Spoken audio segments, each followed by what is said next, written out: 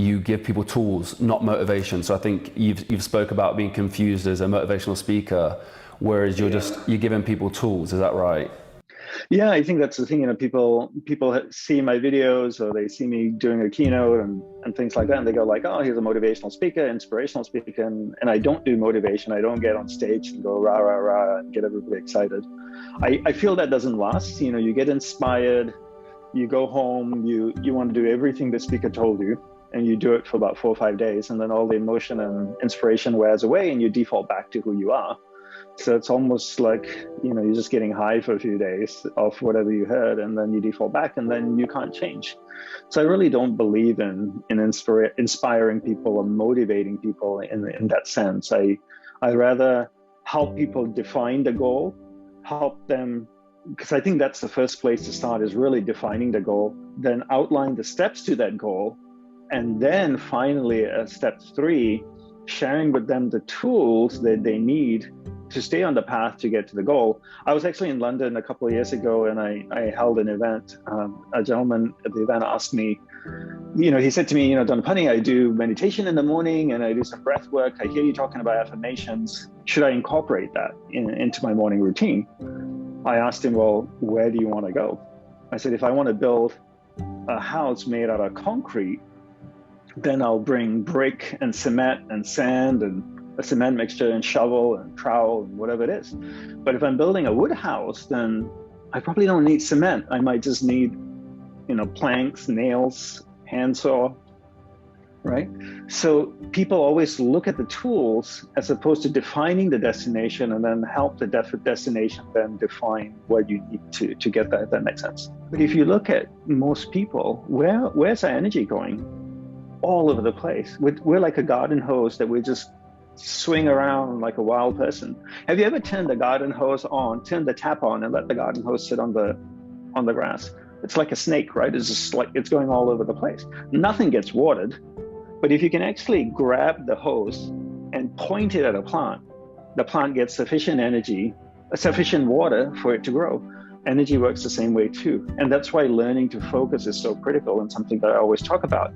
Because at the end of the day, if you can't focus, then you can't focus your energy. And if you can't focus your energy, nothing grows. You have the conscious mind, the subconscious, and the superconscious. The conscious mind is the external mind. It's tied to the world around us. It's tied to our 5 senses. When we talk, when we drive, when we interact with the outside world, we're functioning. Awareness, that ball of light, is functioning in the conscious mind. The subconscious mind, you could say, is like a hard drive. It's a memory bank. It's a memory card. It stores every experience we've ever had in our life, whether we're conscious of it or not conscious of it. It's stored in our subconscious. Patterns are created there, habit patterns. The superconscious is your deeply creative, spiritual, intuitive area of the mind. That's where intuition comes from. So understanding the 3 states of mind is critical, because at any given point in time, you can understand which area of the mind you're functioning in. Not one is better than the other. They just have different attributes. So if in your conscious mind, you're very externalized. If you're in your subconscious, you're thinking about your past. Oh, do you remember the time 5 years ago when we went on that holiday to Mallorca? How great was that? You're functioning in the subconscious area of the mind. You're going to your memory bank. If you're doing something highly creative, creating music or art, or you have an intuitive flash insight into something, it's coming from the superconscious area of the mind. There's nothing more important in life than knowing who you are, the path that you're on, and its final end. Right? Who are you? What path are you on? And where are you going? Even when you make a meal, Jordan, you're inviting your friends over and say, like, hey guys, come over, I'm going to cook you dinner this weekend, this Saturday. Do you not have a plan, a goal in mind? Like, what am I going to cook? Is it spaghetti? Is it maybe let's have curry and a beer? Okay, what do I need to make curry? Maybe I have to go to the Indian store, buy some spices. We need to have a goal in order to know what food to cook. You go to the bar to meet your friend, you say to the bartender, I want a beer. And he goes, that's awesome. I'm glad you know that. What kind of beer would you like?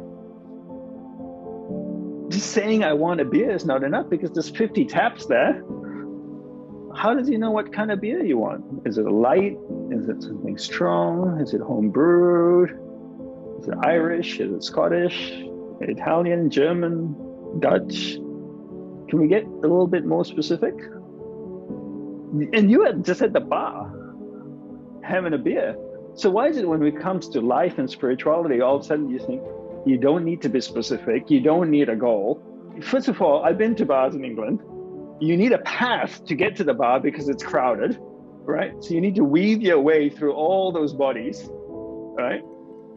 And have beer not spill on you to get to the bar. And then when you get to the bar, you need clarity of what it is you want.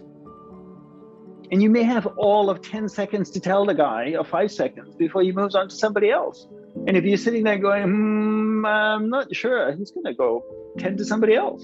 He's not going to hang around and watch you think what beer you want. So even before learning to focus, we need to understand the mechanics of the mind, because if we don't understand the mechanics of the mind, it's going to be very hard to focus it. Similar like a camera, right? If you have a DSLR camera and you don't understand how to control aperture or shutter speed or, ISO and all these things, you still take a photo, it may not be in focus. But before you can even focus the camera, it's good to understand some of these basic settings in order to create a photo that you want to create. So understanding the mind is the first step, then learning to focus. And like you said, with the mind, no one teaches us having that consciousness that, we have this amazing tool that we haven't learned to use.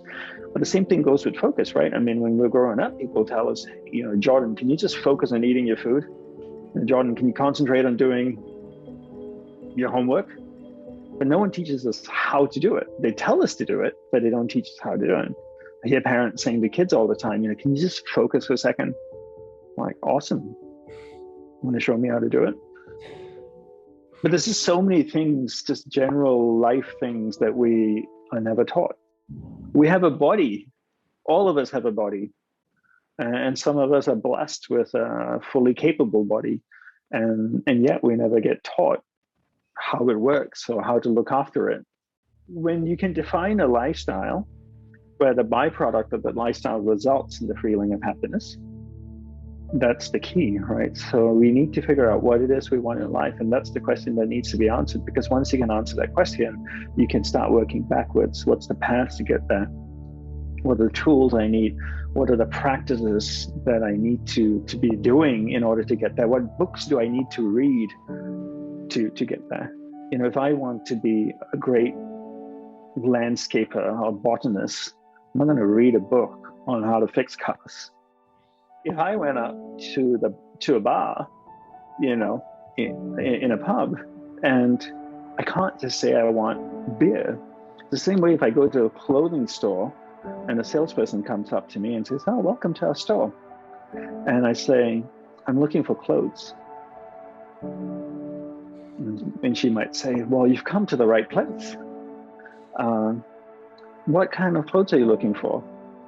Something to cover my body. Those are the type we have here. That's great. You found the right store. Do you want to cover the top part of your body, the bottom part of your body? Do you want it to be visible to people, not visible to people? Do you want these clothes to be something you wear when it's hot, or in the middle of winter, or maybe in spring or fall? I mean, if you're not specific, and it's a 5-story building selling clothes, they can't. But if you walk in there and you say, "I'm looking for exercise shorts," yeah, go up these 2 escalators to the 3rd floor. As soon as you get off the escalator, turn left to go all the way to the back wall, turn right, it's on the far corner. When you're specific, people can point you in the right direction. When you're not, who can guide you? People always say life is short. It's not short.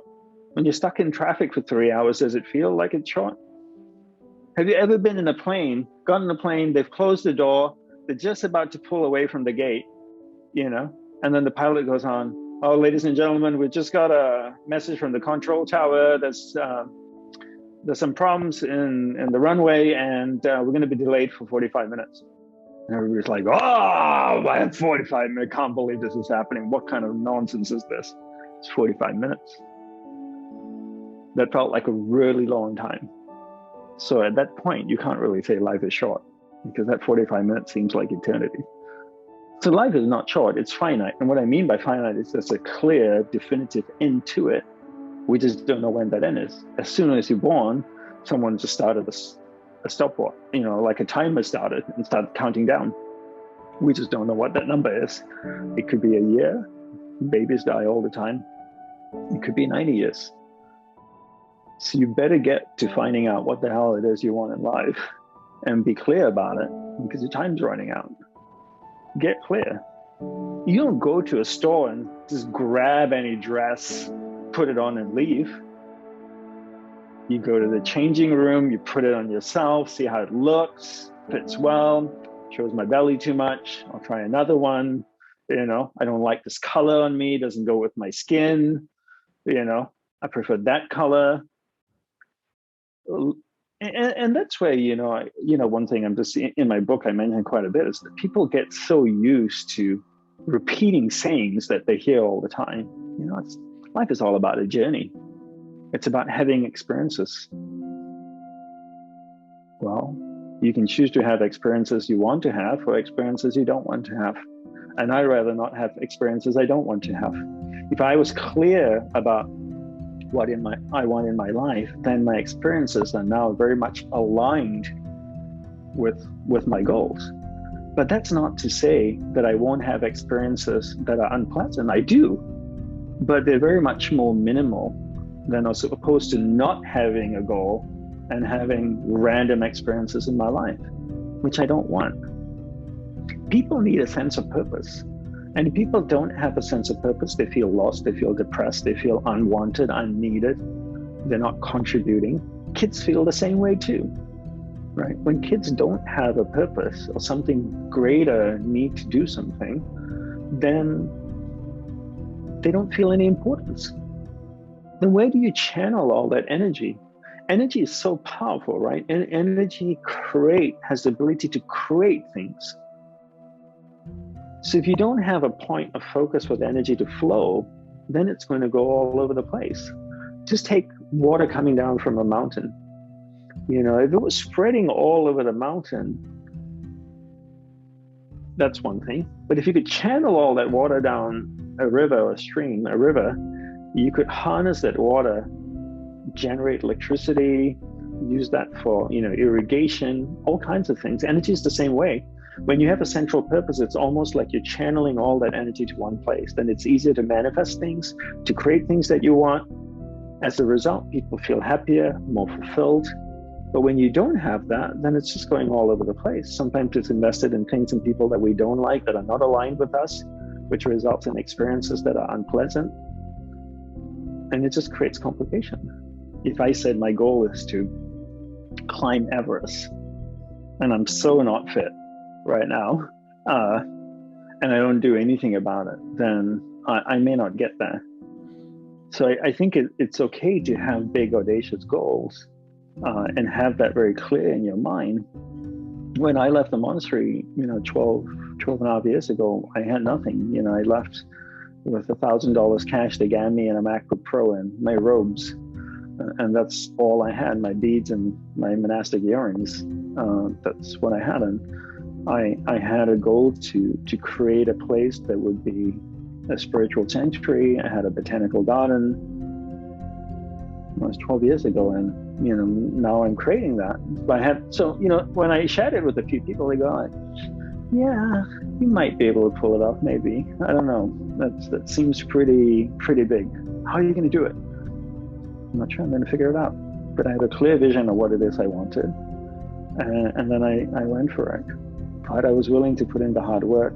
But I think the clarity is important, and I don't think we should be afraid of dreaming big. But then once we have the clarity about what it is we want and being very specific of what it is, then we really need to outline the steps to get there and find the right people that can help us get there.